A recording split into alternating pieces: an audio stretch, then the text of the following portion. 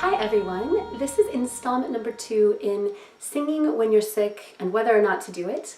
And I'm Kimberly at Singing for Your Soul. I am a voice instructor and voice detective, helping people find their voices, one of my all-time passions in life. And I forgot to say in the first video that I'm coming to you from my new studio in Michigan. You'll see a lot of previous videos that I made when I was in Los Angeles in my studio there, and now here I am working a lot on my internal piece and my own music, and also enjoying doing a lot more work online with people. I also have some classes coming up here that are local in Michigan. But to get back to the singing thing, we're going to do some vocalizing, okay? I hope that you've watched video number 1. Do watch it before you watch this, okay? Because it's setting things up. So if you're going to vocalize and you've determined that your voice is healthy enough to do this safely and you have a good enough vocal technique, then we're going to want to do this over a long period of time. So if you have a gig in the evening or a rehearsal, you're going to want to start early in the day warming up your voice, and a little bit at a time. 5 minutes, and then wait an hour or two, and then 5 to 10 minutes, and then another hour later, 5 to 10 minutes again. You're going to be coaxing your voice. What happens when you start to lose your voice or have it be very irritated is your vocal cords swell, and that's what causes your voice to go lower. Thicker, fatter cords make lower sounds, and then one of the last places that you will lose your voice and one of the first places you'll get it back is in your high range, because the cords are naturally thin up there. The place that's tricky is the middle part of your range, because the vocal cords are thick and fat and it's hard for them to maneuver through there. So that's the place we're really going to want to work through. My voice, I gained probably 5 notes. I was singing really low when I was feeling well enough to. It was actually pretty fun. So I want you to hear, in the lower part of my range, my voice isn't going to be breaking up at all.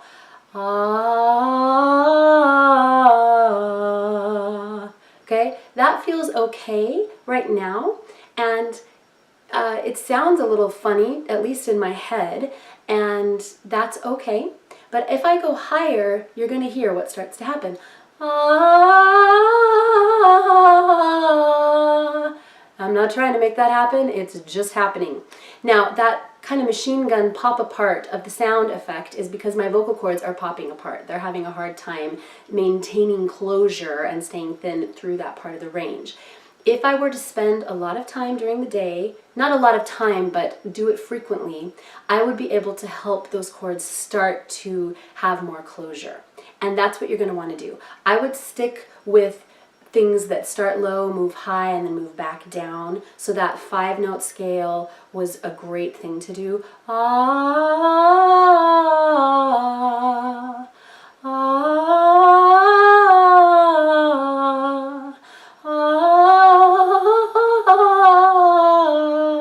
Okay? I'm not hurting myself when I do that, by the way. I have no pain, and that I'm not doing anything that's straining my voice. I'm just sounding bad, and that's okay. It's okay to sound bad, but it's not okay to feel bad. So that's a very important distinction to make. Just keep doing that. You can do little sirens.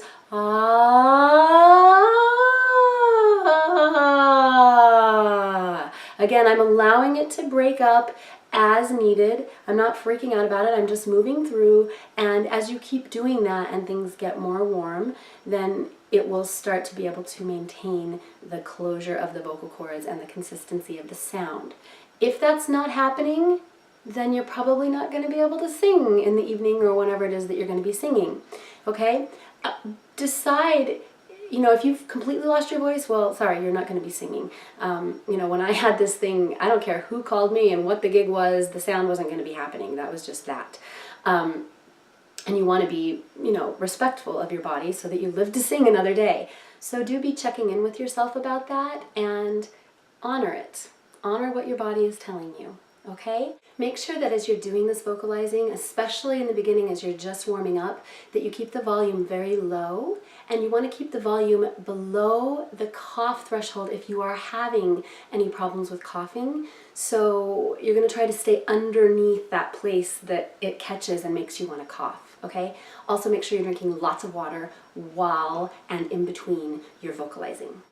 As you get more warmed up and your voice starts to feel you'll know as it's feeling better. If you know your voice well enough, you'll know. You can start bringing a little more volume in, but in general, you're not going to want to give 100% while you're singing when you're sick. So you're going to keep it back beneath your giving it your all. Definitely don't want to be doing that, okay? I have some vocal warm-up tracks that you will be able to download if you click on the link below this video to help you through this process.